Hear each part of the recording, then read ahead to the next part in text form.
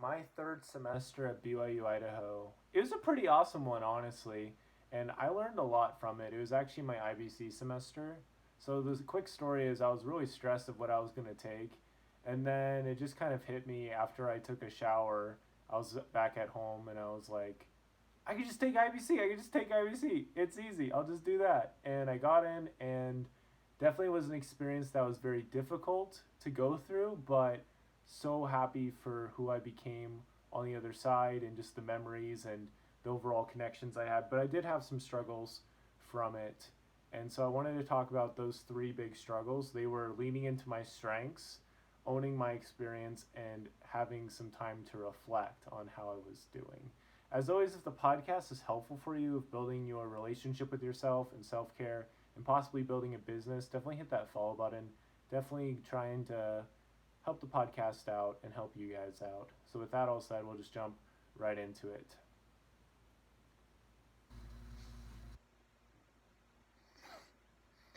Oh, yeah. Just jump right into it. Lights, camera, action.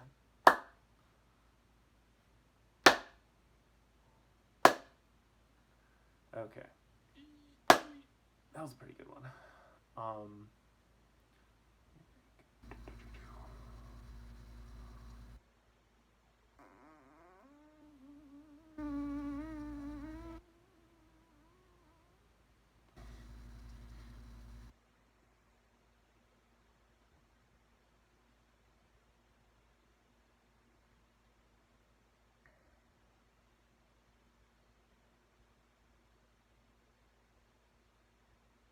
So the first thing I wanted to talk about was leaning into my strengths. Being a first semester sophomore in IBC, I didn't really have a very strong belief and confidence in my skills. Sure, I had some, but it probably would have been helpful if, like, at the beginning of the semester, if all of our team members made an inventory of all of their skills and how they could potentially translate to how our company would go. Basically, for IBC, or for those who are not at BYU Idaho, because I know there's a couple, IBC is IBC is a really cool experience that is built from the ground up, where students get to start a business from scratch, get to have a lot of different experiences in different roles, and it's overall a very challenging but fun experience, and definitely looks super good on college applications, uh, other applications, job applications, and just your life resume in general. It looks really good, and you can make some memories and lifetime friends from it and lifetime friends from it. So I chose to take it when I was a first semester sophomore. They just very recently, when I took it, made it so anybody could take it. So you could even take it. I think you could take it as a first semester freshman. I know there's a couple second semester freshmen, and I can make an episode about like when you should take IBC, because I definitely have some thoughts on it and could interview some other people. Because for now, I'm at BYU Idaho and I am surrounded by students, wonderful students. But let's just get back into what we were talking about. So I have this experience with building a YouTube channel and doing a YouTube workshop to help people build YouTube channels. Why then did I not start a YouTube channel for the outdoorish company that me and my team made? So basically, what we did was we would import solar powered chargers and hammocks, and we would sew a little shoe pocket on the hammocks, and of course some of our logo, which was a tree, and it was dark green, and it was pretty cool. And then we sewed paracord bracelets to put on the chargers. So those were our products, and we definitely had some struggles to get to that point in our company's history, but that's a story for another day. But yeah, something that we kind of found out early on in our company is that we had some people that were super good at video. And I knew some about YouTube, definitely more than some of the others did. I uploaded hundreds of videos to YouTube, so I had a pretty good idea of at least how to do it. And I ended up kind of sitting on that idea. Let's start a YouTube channel. This will help us stand out among all the other companies. and I ended up sitting on the idea till like week 8 when it really wasn't relevant anymore. With IBC, you get to start a company and try to grow it really quickly and try to turn over a profit. And, having a YouTube presence that we were continuously updating during that time would have showed our commitment, definitely would have helped us stand out. Sure, we were the only one with a YouTube channel. I think we got up to like 18 subscribers or something. But in like 2 weeks, that's not bad. But we could have started day one. We have a YouTube channel. This is what we're doing. And then people could check back to it. We could use Instagram to link to it. Like we used Instagram and Facebook somewhat effectively, but I think YouTube could have been our big opportunity. And a lot of that was on me. With your team and with ever who you have different skills, you have different assets and stuff in your company. And so you need to dig into that and find out who's good at drawing. Like I had my brother James make the first Outdoorish logo, even though we didn't stick with that logo, he made the first one. And I guess just overall being more proactive and yeah, because I love learning, and I think it was easy to just kind of do the bare minimum because the bare minimum was a lot. With IBC, it demands a ton of you. You're always thinking about it. How can I do better? How can I contribute more to the company? And we'll get into this more, but I think having an Excel sheet or something like that that I continuously updated with ideas and just searching on the web for information, I think could have helped a lot leaning into those strengths, those other skills I have that kind of remains untouched for the most part. I think they were employed at times, but definitely not as much as they could have been. So the first thought is, so my first struggle was leaning into my strengths. And like your team can help you a lot with that. I had my team help me out a lot with that, and I'm really thankful for them. The second thing was owning my own experience. And IBC, it's really easy to compare yourself to other companies because you are in direct competition with them. When I was doing it, we had Uncle Pop's, who was a soda place. They were right next to us. There was the Shack. There was this Buffalo Bites company. There was one called In the Loop. There's one called Yellow Stitch. And I think, oh, and the Doghouse. So we had those, and we all had different experiences. We all brought different things to the table. We all had different struggles and different things to worry about. So when I did it, we didn't have to worry about making food. We didn't have to worry about buying food to make food. We didn't have to do that. We were focused on materials and R&D. I mean, everybody's focused on R&D, research and development. But there was just different struggles that we had, and it was easy for me to compare myself to other people. Like, oh, if I was only more like this person, more leadership focused, more ambitious, more whatever, like this person, I would be better at the company. Here's the fact about life you need to understand. When the time for performance has come, the time for preparation has ended. And so all throughout your life, you are preparing for IBC.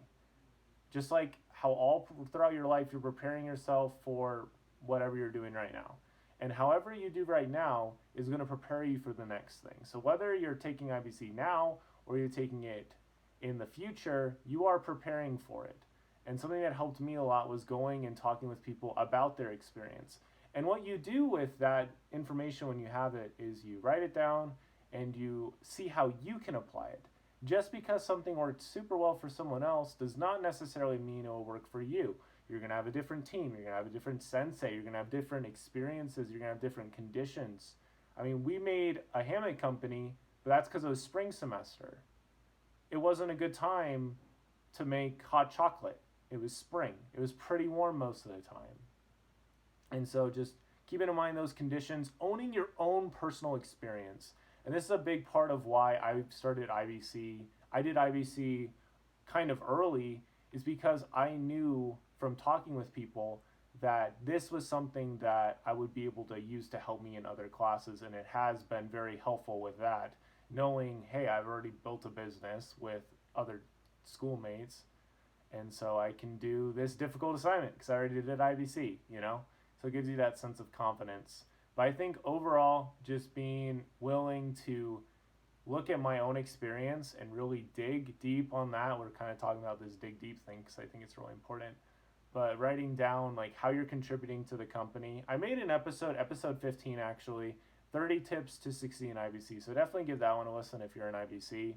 I am coming out with a little bit of IBC content. I kind of see myself having a little playlist just to help out those in IBC because I don't think there's enough content out there to help you. Obviously, I'm not going to divulge every secret known to man, but I do think that my thoughts will give you some clarity and some perspective so you can at least have some idea and be able to prepare. And a lot of this is mindset stuff, but some of it you can really be prepared for. It's so easy though to be influenced by other success. One of my favorite examples of somebody who is not influenced for bad by this was in the loop. So my friend Andy, who works at Stu Kent with me, he actually was in this company, and I met Andy at that time. We'd probably met at some point before that, but this is where we got to like see each other all more. And his company was selling ties and everything, and they had Reg Allen as their sensei, so their teacher, the guy helping them out and everything. And Reg is he's definitely a legend when it comes to professional sales and everything, so he's definitely a really cool guy. And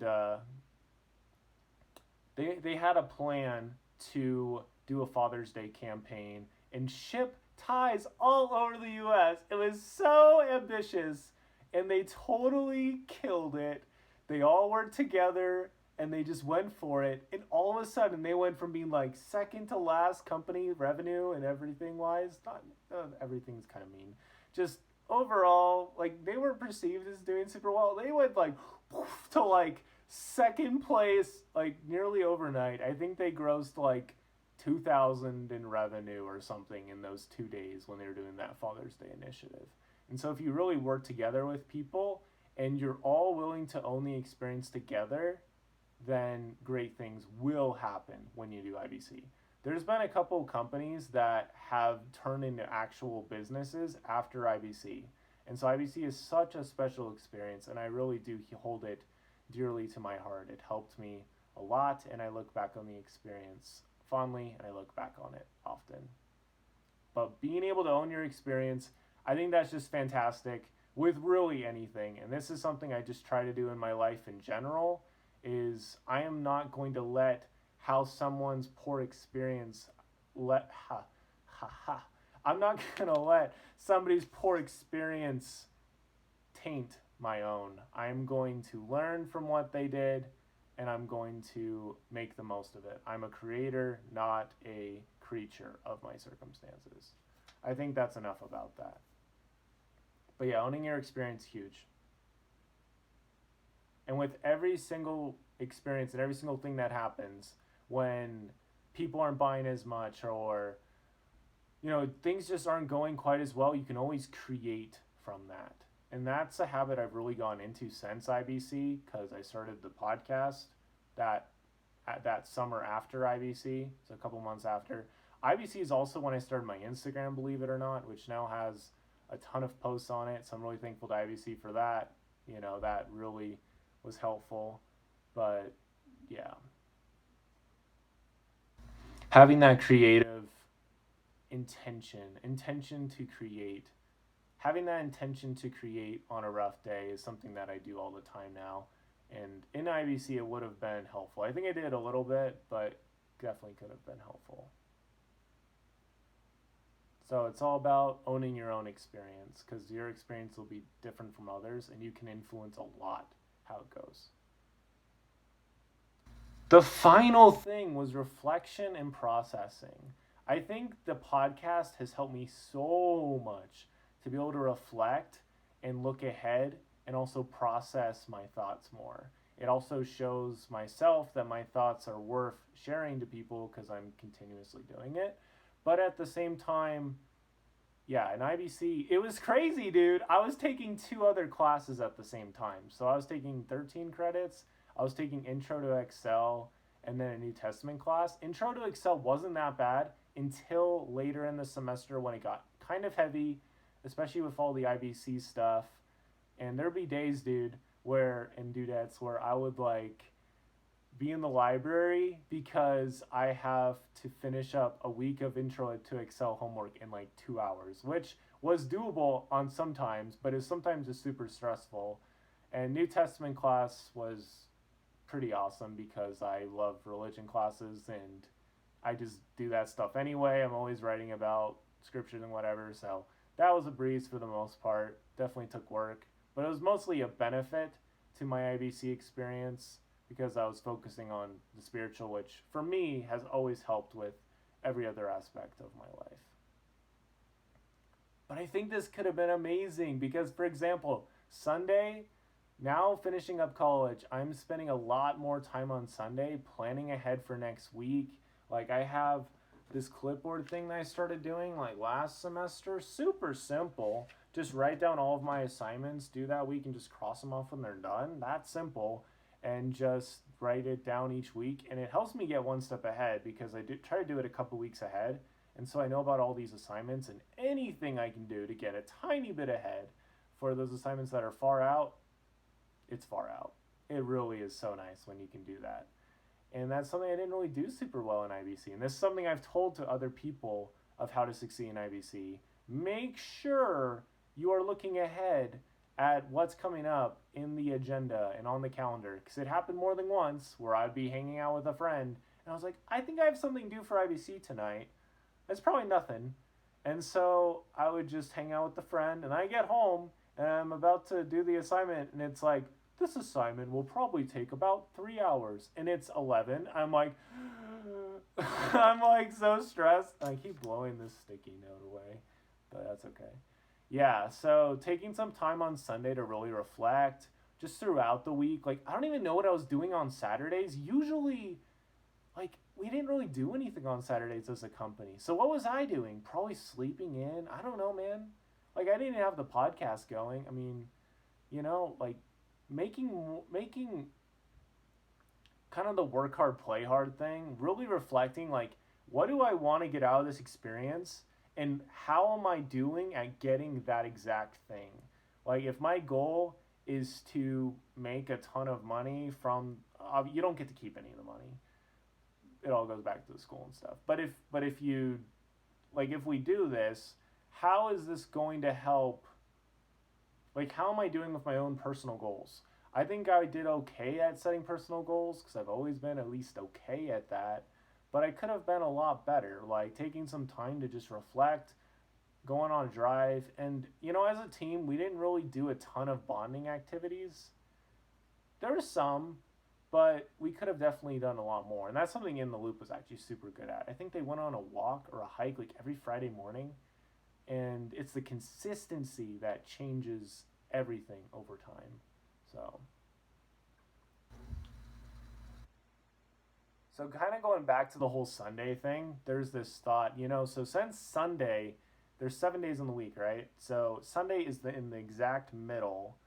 So you could consider Sunday as the center of your life. So what are you doing on Sunday? For me, it's a very religious day. I like to wake up early and get some scripture study done before church and just kind of hang out, chill, think, and not worry about anything with the world. No homework, no video games, no nothing like that. And that really helps it be a full clarity kind of experience. And it's only really recently in the last couple months that I really started using Sunday as like this big renewal time, at least in college. I think sometimes my Sundays were pretty passive earlier in college, but now they're a lot more active. Like, what plans am I making? How am I going to succeed? And I try to visualize the week before it happens.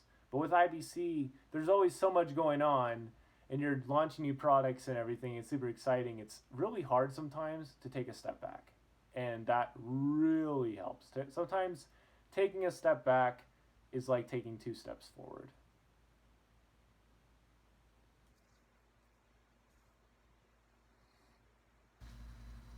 So taking that time to reflect and process the information and just how things are going really helps, because there's definitely some times I was really stressed during IBC and wanted to do better, and taking some time to just really process and have that be the only thing I was doing during that time definitely would have been helpful. It's like when you're on the computer and you're updating something or downloading something, and that's the only thing the computer is doing. If it's doing 50 things, it's not going to do that download or process as well. But if that's the only thing it's doing, it's going to do it better. So those are my thoughts on that. So with that all said, man, or woman, IBC is an amazing life-changing experience. It really can be. It definitely was that for me. Planning to get more IBC content out, trickled down a little bit before I graduate because I think it definitely is something that could be talked about more and something that we could help prepare people and help them get more excited for it because it is an amazing, exciting experience. And I remember when I was first looking at it from like a bird's eye view, I guess, before I got into it, it looked cool, but it was also like, I don't know, man, can I do that? Like, it was a little bit of a daunting thought. Like, I'm going to have to do that at some point. But it is like a get-to thing. It is super cool. And I love, like, my sensei, Brother Lundin. I've kept in touch with him. And we definitely need to end this episode because it's gone on longer than I thought it would. But I know for sure that as you lean into your strengths and really try to own your experience and take some time to reflect and work with your teammates on all of that and share with them how you're doing, you're definitely going to have an amazing IBC experience. And those struggles will help you. You'll help you to get where you need to be, help you to get better. All those things I've struggled with, I don't struggle with as much now, and I'm definitely better for it. And I'm thankful for IBC that taught me and pushed me, hit those limits hard and just push them a little bit farther and really helped me grow. So those are my 3 big struggles from my IBC semester. Definitely was a wonderful semester that gave me a lot of momentum into the summer. Working on the potato farm, started the podcast. Whoop, whoop. It was great. So thank you for listening, and definitely thank you to everyone who was part of IBC that semester. Definitely thankful for all of you. With that all said, definitely share this episode if it was helpful for you. And that's about all I have. So thank you so much for listening. New episodes are coming